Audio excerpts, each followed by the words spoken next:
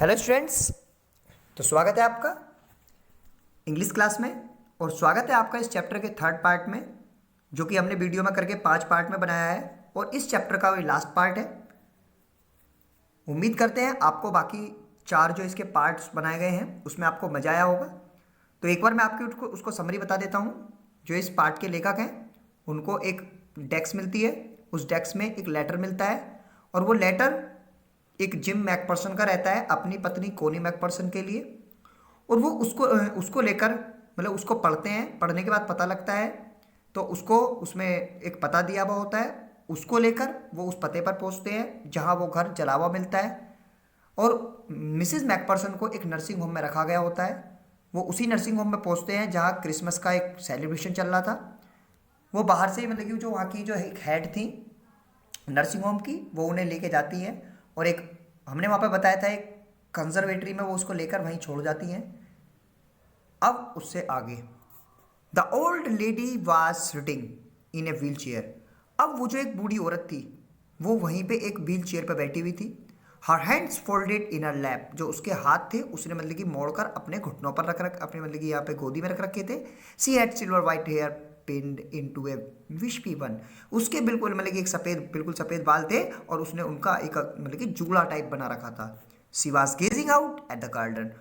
जो गार्डन था वो उसको मतलब कि टकटकी लगा कर देख रही थी। गेज मतलब कि बड़े गौर से देखना। हेलो, मैंने कहा। Hello, I said. She turn and looked up at me vacantly. उसने मतलब कि एक बड़े अजनबी भाव से मुझको देखा। Happy Christmas Connie. कॉनी, आपको क्रिसमस मुबारक हो। आई वेंट ऑन, मैं कहता गया। आई फाउंड दिस, मुझे ये मिला है। आई थिंक इट्स योर, मुझे लगता है ये आपका है। As I was speaking her eyes never left my face. जैसे जैसे मैं बोल रहा था उसकी आंखें जो ना मेरे फेस से हट ही नहीं रही थी।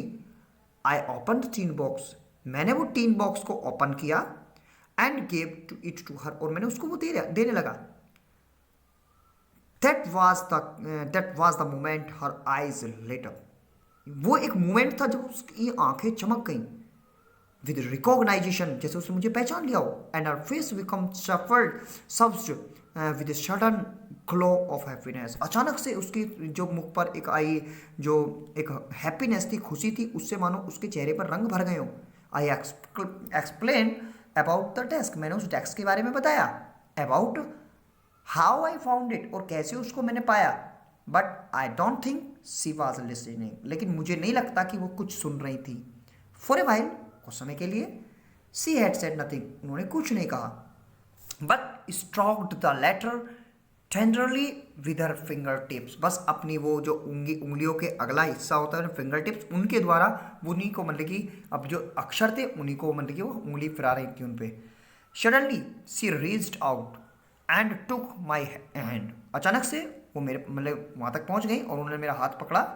Her eyes were filled with tears, उसकी आंखों मतलब कि आंखें पानी से आंसुओं से भर गईं। You told me you had come home by Christmas, तुमने मुझे कहा था कि तुम क्रिसमस को वापस आओगे डियरेस्ट, प्रिय तुमने मुझे कहा था। सी सैड, उसने कहा। एंड हेयर यू आर, और आज तुम आ गए। The best Christmas present in the world, दुनिया का सबसे अच्छा गिफ्ट लेकर। कम क्लोजर, आओ मेरे पास। जिम डियर, जिम आओ मेरे पास। सेट डाउन, आई सेट डाउन बिसाइड हर, मैं उनके साइड में बैठ गया।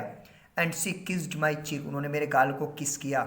I read you later so often gym, मैंने तुम्हारे लेटर को बहुत बार पढ़ा है। एवरी डे, रोज आना। I wanted to hear your voice in my head, मैं अपने एक बार अपने सिर में मतलब कि अपने अपने द्वारा मतलब तुम्हारे द्वारा तुम्हारी जो आवाज़ थी उसे मैं सुनना चाह रही थी। It always made me feel you were with me, ये मुझे हमेशा ऐसा महसूस कराता था जैसे कि तुम मेरे साथ हो। एंड नाउ यू आर, और आज तुम आ गए। Now you are back, you can read it, अब तुम वापस आ गए हो तो तुम इसे पढ़ सकते हो। It is me yourself, it to me yourself, जो मेरे लिए था।